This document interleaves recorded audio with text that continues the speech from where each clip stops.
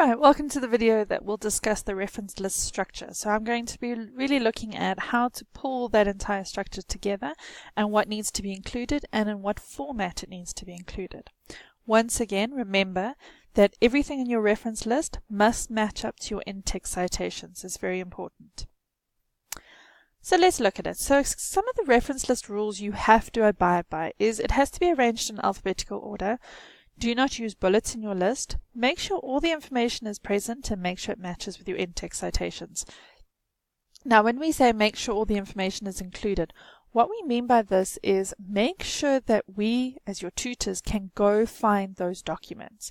So if it's a website, make sure it's very clear what website we're looking at, what's the address of the website, and so on and so on. So keep in mind that if somebody is reading your reference list, could they open or at least find every single source? Right, the reference list structure is always the same. It doesn't matter what source you look at. But some sources require more information than others. But the basis of it, the core information is who wrote it. So who is the author? When did they write it? What was the title of it and where was it published? So if it was a book, what company published it? If it was a website, what's the URL? If you are using online journals, what database do I need to log into to find out where it was published or to find it? So that's very important. So no matter what source you're looking at or using, remember that the core is going to be in there. But you need to download your reference guide that you get out of the library and make sure you can either print it out or just keep it close, that you can compare and make sure that you are including all the information. So when we look at hard copy sources, so these would be your textbooks or any kind of hard copy book or article that you are holding in your hand or that you have, that you're holding in your hands, easy way to do it. So the author's surname and the initials, the date, the title. If there is an edition number, you do it, where it was published and who published it, the company that published it. So you can see the example here, Daniel T. 2007, The Weather Patterns in Johannesburg, was printed in Cape Town by Penguin Publishers. Now for me as a tutor, if I want to go find this book, I can easily find which one you're talking about. Okay. Moving on to website or online sources. Now this is what you will use 99% of the time. So it's very important that all the information is in, and always remember, you are doing it so your tutor can find your information. So for this example, I'm going to be using the Microsoft website, and I'm using this article here, My Business is Growing. It's just an example. So the first thing that I need to do is I need to find my author. Now we are using a Microsoft website, so there is no author. Remember I said that example further. But the author in this case is Microsoft. So that's who we highlight as the author. When we are coming into the copyright date or the last date that it was updated, remember we scroll down to the bottom of the website and there it is at the bottom. Then the title of the article. So now this is not the whole website that you are looking at. This is the actual page that you are reading. And this one, in this example, is My Business is Growing. Because think about it, a website is huge. There are so many articles.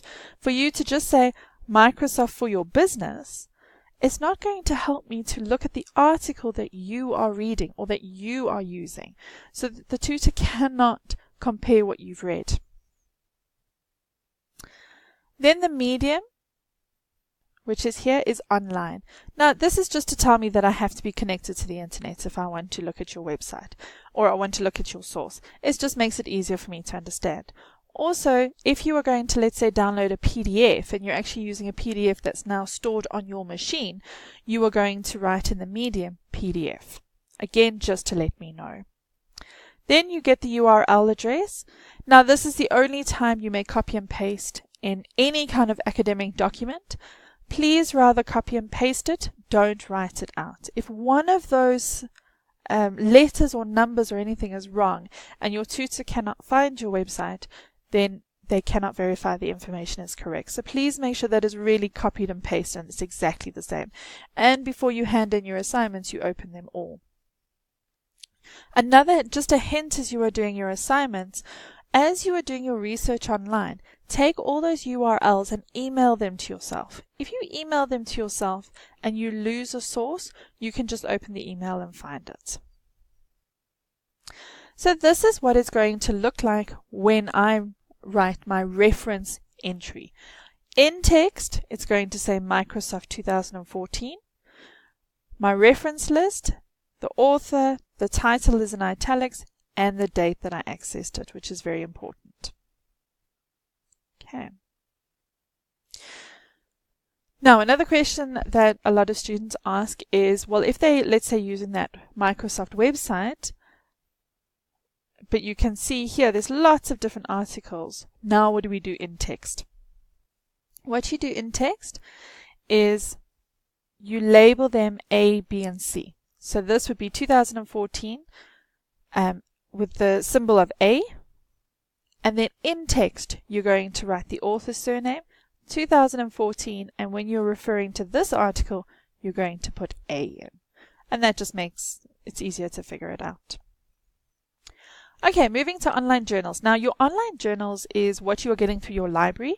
And remember that whole database that you can work through and find all your different articles. Now, how do you actually reference it? This is what an article is going to look like when you've opened your article on your online journal. One thing that's very different, the online journal references need a lot more information. And the reason for that is the articles that you are going to be looking at are all published within one journal. Think about a magazine article. You buy a magazine, let's say, for argument's sake, the U magazine. The name of the magazine is U. But inside are many, many different articles. And you might be referring to one of those articles.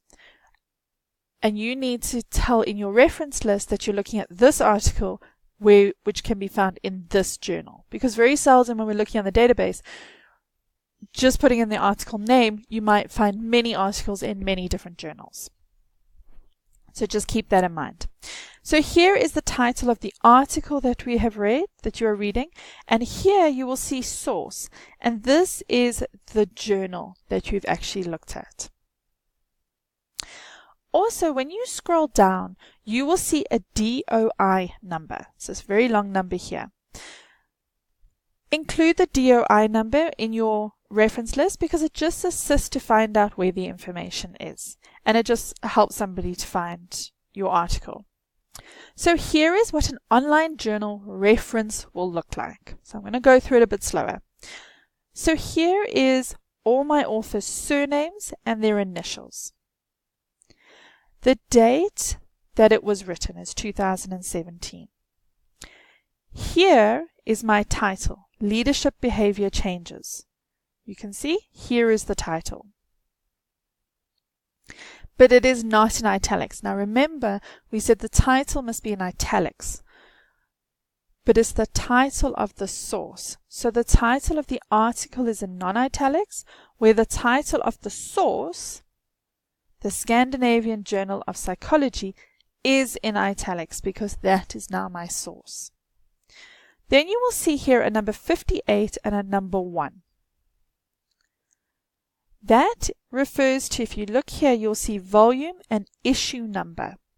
So we put the volume as the number, and then in brackets we put the issue number, which you can see there. Okay. It's just to let us know what we're looking at. Then you'll see here 62 to 68. And you'll see here again page 62 to 68. That is referring to the pages that this specific article fills up within that journal. So within volume 58, issue 1, on pages 62 to 68 is this article. On all the other pages are different articles. Okay, you will then see here I've put online. This is again just to alert your tutor that they need to be online to actually look at your database, your article. Then we use the DRI number. And the DRI number, like I said, is here, and you just copy and paste it through. This is just a shortened version. It's like the ISBN number. It's a shortened version for people to be able to search for this article. It just also saves space because then we don't need to put that URL in.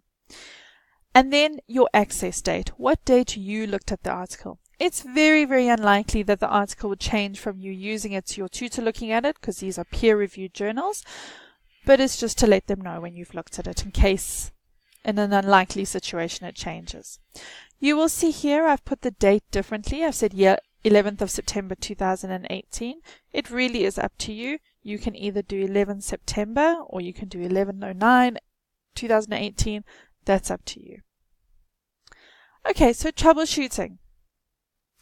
If there are no dates, see if you can find another article, to be honest. However, if you do keep looking and there really is no date, you can write the symbol ND after the author's surname. And again here, if there are multiple sources, same date and same author, we use the A and B to tell them differently. And that is the easiest way to do it. And that is it for this referencing video on how to compile the structure of each reference list. If you need any assistance, please contact your PST on campus and they will assist you with any other information that you need. Good luck for the assignments, and if you need any assistance, let us know.